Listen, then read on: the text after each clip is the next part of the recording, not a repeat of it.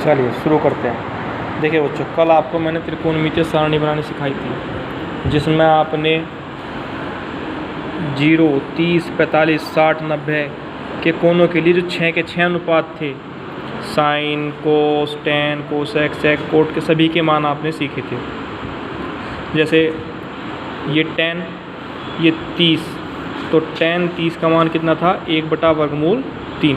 आज हम इन त्रिकोणमितीय अनुपात के कोणों की माप पर भिन्न भिन्न प्रकार के सवालों को सीखेंगे। देखिए, जैसे आपका मेरे द्वारा दी गई चैप्टर की PDF का पेज नंबर 209 पर एग्जाम्पल नंबर 1 क्या लिखा है इसमें?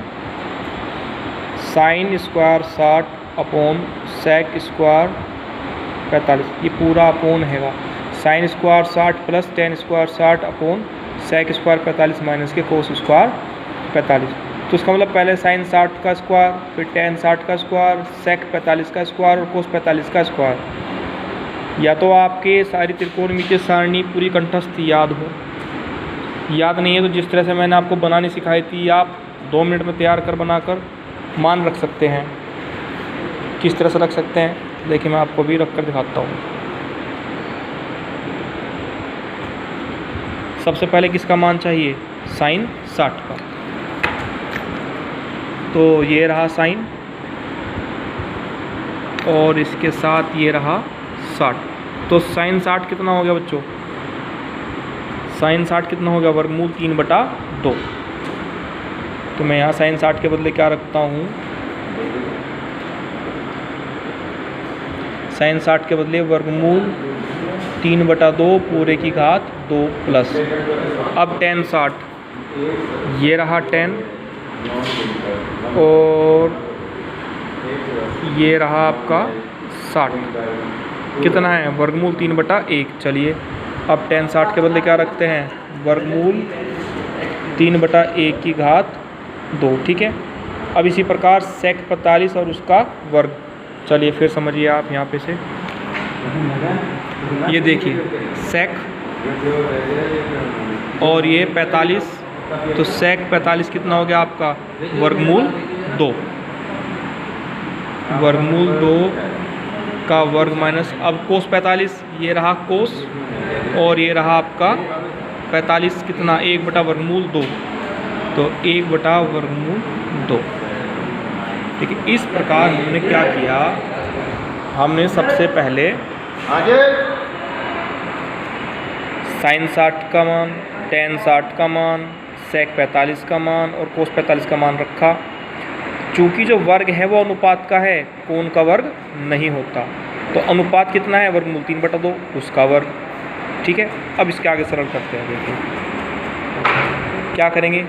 वर्गमूल 3, वर्गमूल से वर्ग हट गया तो क्या बचा? केवल 3 और 2 का वर्ग हो गया 4। अब वापस ये बात आ गई, इस वर्गमूल से वर्ग हट गया तो क्या बचा? केवल 3 और नीचे 1। अब यहाँ देखिए, इस वर्ग से वर्गमूल हट गया तो 2 और ये 1/2। ठीक। इस प्रकार ये आपका वर्ग भी अब खुल गया। अब वर्ग के खुलने के बाद क्या है?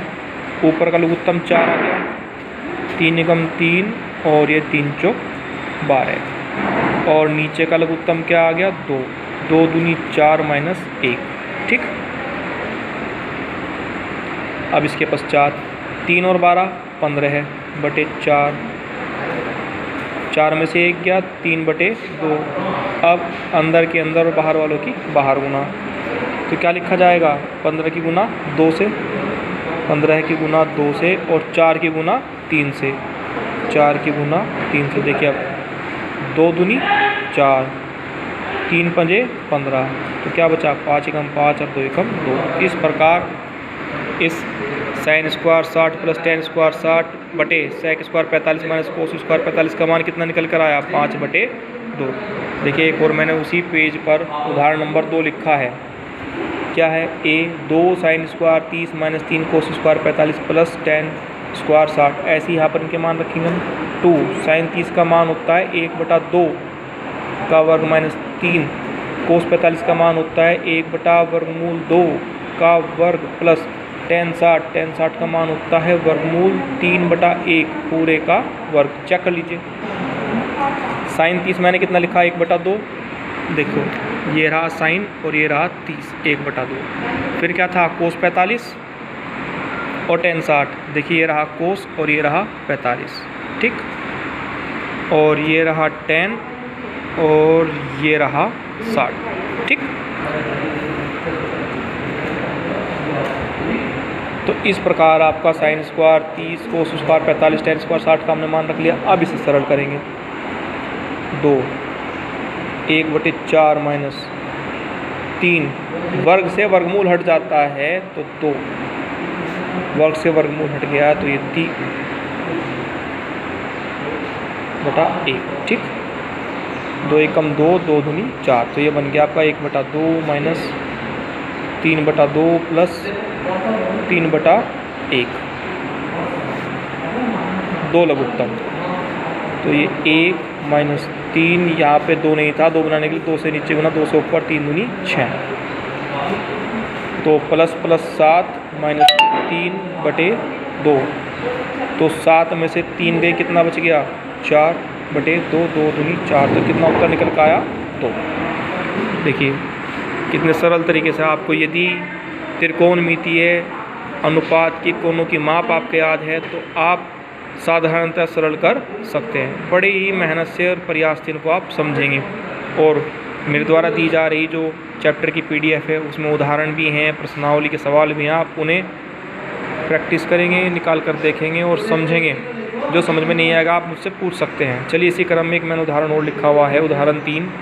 वो क्या कहता है, सिद्ध करो। मैंने ये पार्ट लिखा हुआ है, अगला पार्ट आप खुद घर से कर सकते हैं।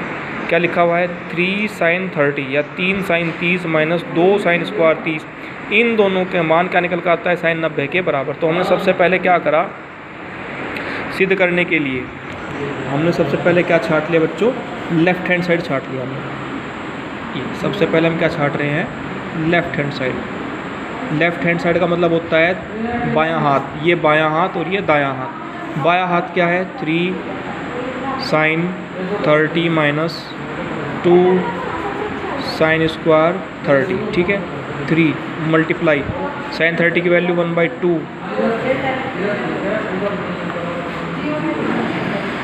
2 माइनस 2 इंटू 1/2 का स्क्वायर, क्योंकि sin 30 का स्क्वायर है ना। चलिए ये बन गया 3 की गुना 1 में 3/2 माइनस 2 गुना 1/, क्योंकि 2 की वर्ग 2, 4, ठीक है जी। और ये 2 एकम 2, 2 दूनी 4, तो क्या बन गया, 3/2 माइनस 1/2। तो बच्चों लघुत्तम 2 आ गया, तो ये 3 माइनस 1 अर्थात 2/2। तो जब 2 से 2 कटा तो 1 आया। ये हमारी क्या आई, लेफ्ट हैंड साइड की वैल्यू निकल कर आई। किसकी वैल्यू निकल कर आई, लेफ्ट हैंड साइड की। देखिए ये 3 sin 30 minus 2 sin square 30 left hand side है। sin 30 की वैल्यू 1/2, sin 30 की वैल्यू 1/2 वर्ग था, तो ये हो गया। अभी देखिए 1/2 की घात 2 क्या होती है, मैं आपको बताऊँ।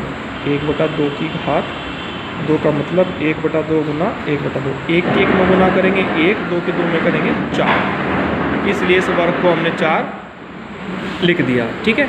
अब ये 2 एकम 2, 2 दूनी 4, 3/2, 1/2, 2 लघुत्तम, 3 माइनस 1, 3 में से 1 गया 2, तो 2/2 कट के क्या आ गया 1।